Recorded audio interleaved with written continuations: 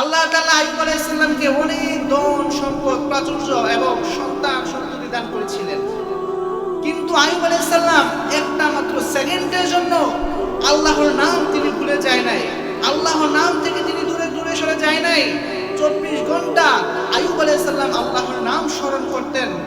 আজ আমাদের 2 টাকার মালিক হলে, 2 টাকার ধনী হলে সমাজে নিম্ন শ্রেণীর মানুষদেরকে আমরা মানুষ বলে মনে করি না, আমরা তাদেরকে মনে করি সমাজে সবথেকে অবহেলিত, তাদেরকে আমরা দাম দেই না।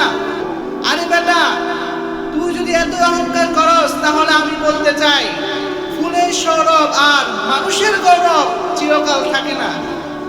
তোমার যদি এত অহংকার থাকে, তুমি কবরস্থানে যায় দেখো, তোমার মতো কত যুবক সেই কবরস্থানে শুয়ে আছে, তোমার মতো কত টাকাওয়ালা সেই কবরস্থানে শুয়ে আছে, তোমার মতো কত পয়সাওয়ালা সেই কবরস্থানে শুয়ে আছে।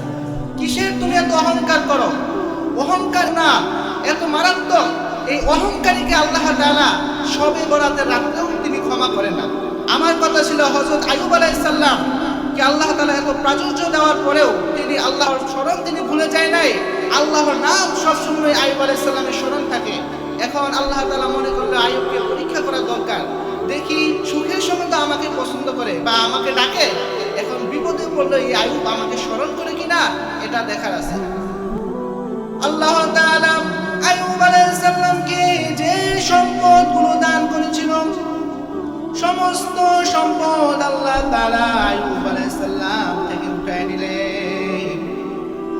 এখন আল্লাহ মনে করলেন আইয়ুব তো আমার নাম ভুলে যাবে, কিন্তু আইয়ুব আলাইহিস সালাম আল্লাহ তাআলার নাম তিনি ভুলে যায় নাই, তিনি আল্লাহর কাছে কোনো অপরাধী বলে সাব্যস্ত করে নাই, আল্লাহকে কোনো দোষারোপ করে নাই, কোনো কিছুই বলে নাই। এরপর আল্লাহ তাআলা আইয়ুব আলাইহিস সালামকে যে সন্তান দান করেছিলেন সেই সন্তানগুলো আল্লাহ উঠায় নিলেন। এরপর আইয়ুব আলাইহিস সালাম বলেন, যে আল্লাহ আমাকে সন্তান দিয়েছে সেই আল্লাহ তাআলা আমাদের সন্তান উঠায় নিয়েছে, এতে আমি আইয়ুবের কিছুই বলার নাই। যে আল্লাহ সন্তান দিয়েছে সেই আল্লাহ সন্তান উঠায় নিয়েছে। আইয়ুব আলাইহিস সালাম তিনি নিরাশ হয় নাই, এরপর আইয়ুব আলাইহিস সালাম আল্লাহর উপর ভরসা করেছেন।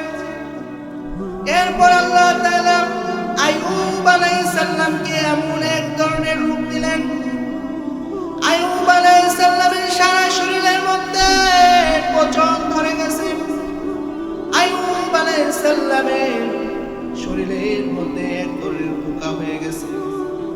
আইয়ুব আলাইহিস সালামের শরীরের মধ্যে এমন গন্ধ, সমস্ত সমাজের মানুষ আইয়ুব আলাইহিস সালামকে বয়কট করলো, কেউ আইয়ুব আলাইহিস সালামের কাছে আসে না, সবাই আইয়ুব আলাইহিস সালামকে দেখলে দূরে সরে যায়।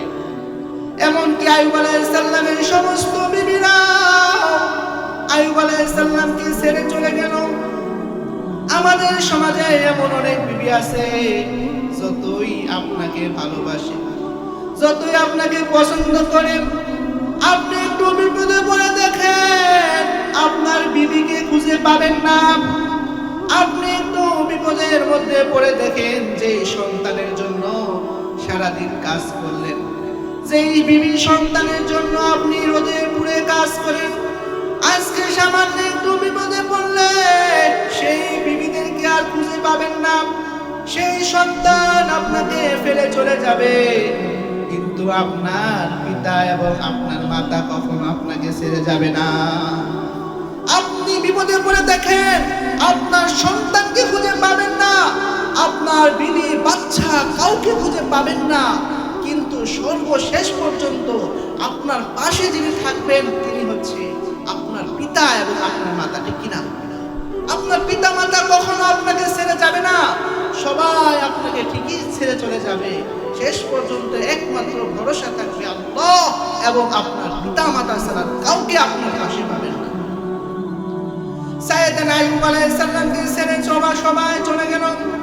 শেষ পর্যায়ে আইয়ুব আলাইহিস সালামের শরীরের মধ্যে বিন্দু পরিমাণ জায়গাও বাকি নাই, কিরে খায় নাই। এক পর্যায়ে আইয়ুব আলাইহিস সালাম তার যে জিহ্বা দিয়া 24 ঘন্টা আল্লাহর জিকির করত, আল্লাহকে স্মরণ করত। সর্বশেষ ওই জিহ্বার মধ্যে পর্যন্ত পোকায় ধরে ফেলেছে। আইয়ুব আলাইহিস সালাম তার রবকে ডাকতে পারে না, আইয়ুব আলাইহিস সালাম আল্লাহকে স্মরণ করতে পারে না। এক পর্যায়ে আইয়ুব আলাইহিস সালাম এরপরেও নিরাশ হয় না, আল্লাহর কাছে তিনি দোয়া করেছেন, আন্নী মাসানিয়াত-দুররু ওয়া আনতা আরহামুর রাহিমিন। ওগো আল্লাহ, আমি আইয়ুব আলাইহিস সালামের সমস্ত সম্পদ তুমি ছিনায় নিলা, আমার সমস্ত সন্তানদেরকে তুমি উঠায় নিলা, আমার সমস্ত কিছু তুমি উঠায় নিলা। এক পর্যায়ে আমার শরীরে এমন কুষ্ঠরোগ দিলাম, এক পর্যায়ে এমন ভাবে আমাকে পরীক্ষা করেছো আল্লাহ। এরপরে তুমি আইয়ুব আলাইহিস সালাম তোমার প্রতি নিরাশ হয় নাই গো আল্লাহ, কিন্তু তুমি আল্লাহকে যে জিহ্বা দিয়া ডাকি, কিন্তু তুমি আল্লাহকে আমি যে জিহ্বা দিয়া ডাকি, সেই জিহ্বার মধ্যে তুমি কিরা দিলা। ওগো আল্লাহ, তুমি আমাকে এই রূপ থেকে আরোগ্য দান করো। তুমি ছাড়া কোনো ইলাহ নাই, তুমি হলো রহমান, তুমি হলো রহিম, তুমি হলো সকল ক্ষমতার মালিক। এরপরে আল্লাহ তাআলা আইয়ুব আলাইহিস সালামকে বলল, তুমি মাটির মধ্যে আঘাত করো। মাটির মধ্যে আঘাত করার সাথে সাথে মাটি থেকে পানি যখন বের হলো, ওই পানি দিয়ে আইয়ুব আলাইহিস সালাম তিনি গোসল করলেন। আইয়ুব আলাইহিস সালাম গোসল করার পরে আইয়ুব আলাইহিস সালাম তিনি যৌবনকালে যত সুন্দর ছিল তার চেয়ে বেশি আল্লাহ সুন্দর বানায় দিয়েছেন। সুন্দর বানানি মালিক কে? আল্লাহ তাআলা আইয়ুব আলাইহিস সালামকে আবার পুনরায় তিনি সব কিছু তিনি ফিরিয়ে দিয়েছেন। যখন আমাদের রোগ হবে, বালা মুসিবত আসবে, তখন সমস্ত সমস্যা থেকে সমাধানের মালিক কে? সমস্ত সমাধানের মালিক হলো আল্লাহ।